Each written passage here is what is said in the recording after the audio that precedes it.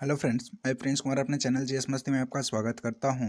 आज का जो सबसे बड़ा अपडेट है बिहार टीचर नियोजन से संबंधित उभर कर आ रहा है वो है कि सभी जिला शिक्षा पदाधिकारी के नाम से नियोजन पत्र या कह लें नियुक्ति पत्र वितरण के संबंधी एक डेट जारी किया गया है और उसमें यह बताया गया है लेटर में कि इस डेट से पहले आप सारा डॉक्यूमेंट का वेरीफाई कर लें।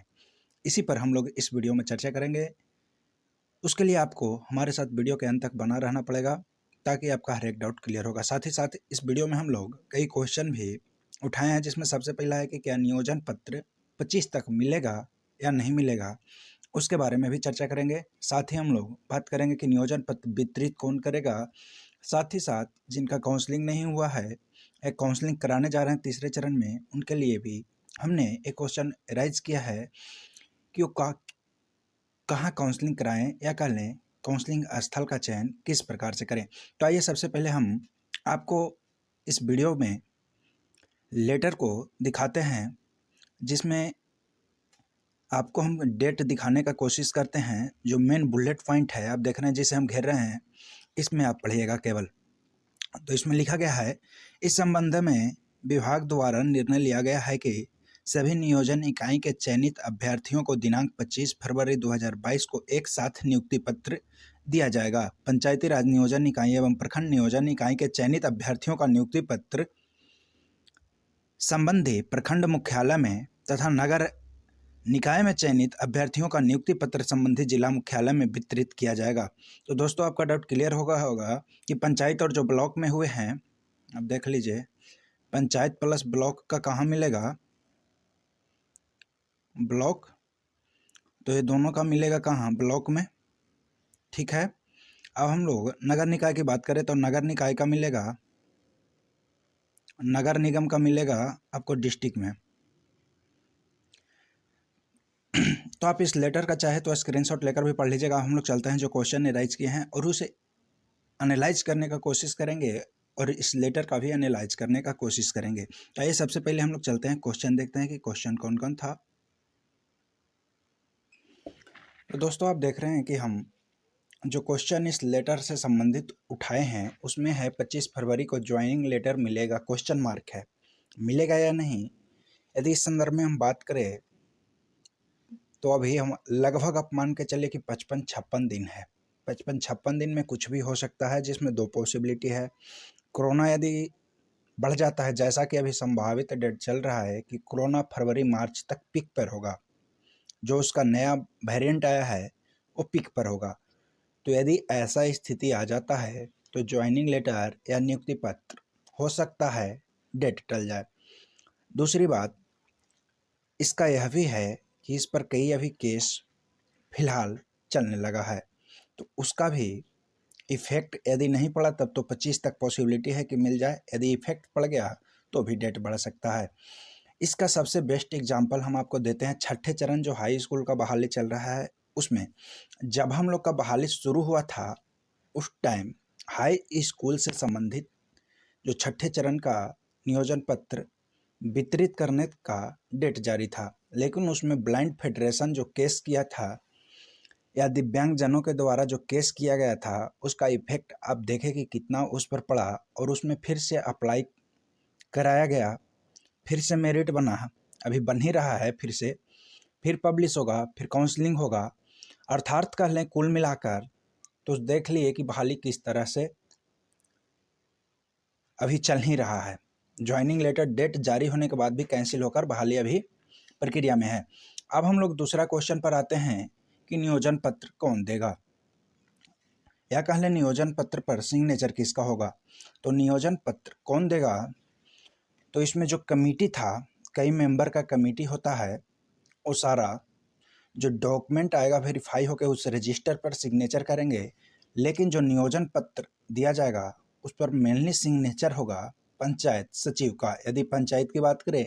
साथ ही ब्लॉक का बात करें तो बीडीओ का सिग्नेचर होगा, और नगर निकाय की बात करें तो जो नगर निकाय का इंचार्ज होता है गवर्नमेंट की तरफ से, उसका सिग्नेचर होना चाहिए। जैसा कि काउंसलिंग कराने के बाद जो हमें चयन पत्र दिया गया है उसमें आप देख सकते हैं।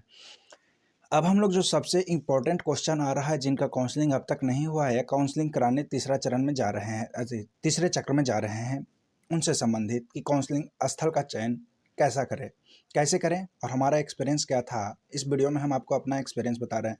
तो दोस्तों, हम आपसे कहना चाहेंगे कि काउंसलिंग स्थल जिस जिस नियोजन इकाई में आप अप्लाई किए हैं, उसका एक रजिस्टर मेंटेन कीजिए, जैसा कि हम करते थे। रजिस्टर में देखिए कि कहाँ कहाँ का काउंसलिंग हो गया है, चूँकि अब हर जगह का मेरिट लिस्ट एजुकेशन डिपार्टमेंट के वेबसाइट पर डाल दिया गया है। वहाँ से आपको ईजिली पता चल जाएगा। आप वहाँ से जहाँ जहाँ आप अप्लाई किए हैं और जहाँ जहाँ काउंसलिंग हो गया और चयन पत्र लोग को मिल गया है, उस नियोजन इकाई को आप काट दीजिएगा रजिस्टर में। फिर जहाँ जहाँ आपका स्थल बचा हुआ है, वहाँ देखिएगा कि हमारा कैटेगरी वाइज कितने लड़के ऊपर हैं। सारा का नाम नोट कीजिएगा और नाम नोट करने के बाद फिर से उनका चयन देखिएगा। चयन लिस्ट में जाकर, जो कि चयन सूची भी एजुकेशन डिपार्टमेंट के साइट पर अवेलेबल है, जो जिनका काउंसलिंग हो गया है उसका लिस्ट निकालिएगा एजुकेशन डिपार्टमेंट के और देख लीजिएगा कि हमारे ऊपर जो कैटेगरी में था उनका क्या कहीं उनका काउंसलिंग हो गया है या नहीं हुआ है। काउंसलिंग हो गया है तो सही है, पहली बात। दूसरी बात, जिस जिला में आप काउंसलिंग कराने जा रहे हैं उस जिला का कोई अभ्यर्थी है या ना। यदि पंचायत में जा रहे हैं तो उस पंचायत का लोकल एकदम देखिएगा कि कोई लोकल अभ्यर्थी है या ना, ताकि वो पहुँचे। दूर वाला की पॉसिबिलिटी कम होता है पहुँचने का, खास करके दूसरा जिला हो।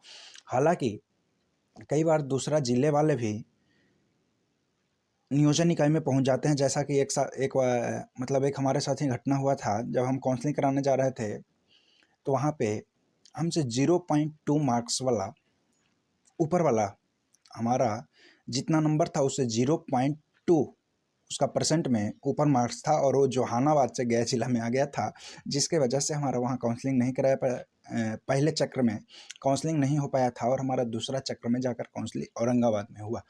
तो आप ये भी ध्यान रखिएगा। और जैसे ही आप वहाँ काउंसलिंग में बैठे, काउंसलिंग पर रजिस्टर पर साइन किया जाता है। साइन करने से पहले आप जो अभ्यर्थी पहुँचे हुए हैं उनसे पता कर लीजिए कि आपका परसेंट कितना है। हालांकि अब कुछ लोग झूठ भी बता देते हैं कि हमारा परसेंट इतना है, ताकि कम भी हो तो उनसे ज़्यादा सुनकर लोग भाग जाएं। तो आप इन चीज़ों पर ध्यान दीजिएगा कि झूठ ना बोले, साथ ही नाम मैच कीजिएगा। यदि इस तरीके से कीजिएगा तो संभावना ज़्यादा है। और एक और बता रहे हैं कि रजिस्टर पर जब काउंसलिंग कराने से पूर्व रजिस्टर पर उपस्थिति पंजी जो होता है कि हमारे यहाँ काउंसलिंग कराने इतना अभ्यर्थी आए, उसमें परसेंट भी डाला जाता है। उसमें आप देखिएगा कि हमसे ऊपर वाले अभ्यर्थी हमसे ज़्यादा परसेंट वाला है या नहीं है। यदि नहीं है तब तो आप श्योर रहिए कि आपका वहाँ काउंसलिंग हो जाएगा। आपका कैटेगरी जो है उसमें देख लीजिएगा। और यदि ज़्यादा परसेंट वाला है तो उस नियोजन इकाई को छोड़कर दूसरे नियोजन इकाई में जाइए, क्योंकि वहाँ पॉसिबिलिटी आपका ना हो गया, आपसे ज़्यादा परसेंट वाला आ गया है। हालांकि हो सकता है उसका डॉक्यूमेंट कुछ एरर पाया जाए तो आपको ले लिया जाएगा, लेकिन मैक्सिमम चांस होता है कि डॉक्यूमेंट कोई भी एरर खास करके नहीं पाया जाता है, क्योंकि हर कोई आजकल जागरूक हो गया है और गवर्नमेंट वैकेंसी भी कम आ रहा है। इसलिए आप देख रहे हैं कि यूपी, बंगाल, झारखंड से बिहार में आ रहे हैं लोग, और कई ऐसे भी हैं जो बढ़िया प्राइवेट सेक्टर को छोड़कर जहां अच्छा खासा सैलरी मिल रहा था वो बिहार में आ रहे हैं। तो आप इन चीज़ों को ध्यान रखिएगा और काउंसलिंग में जाकर काउंसलिंग कराए। उम्मीद करते हैं कि आपका सिलेक्शन होगा। इस वीडियो में इतना ही, धन्यवाद।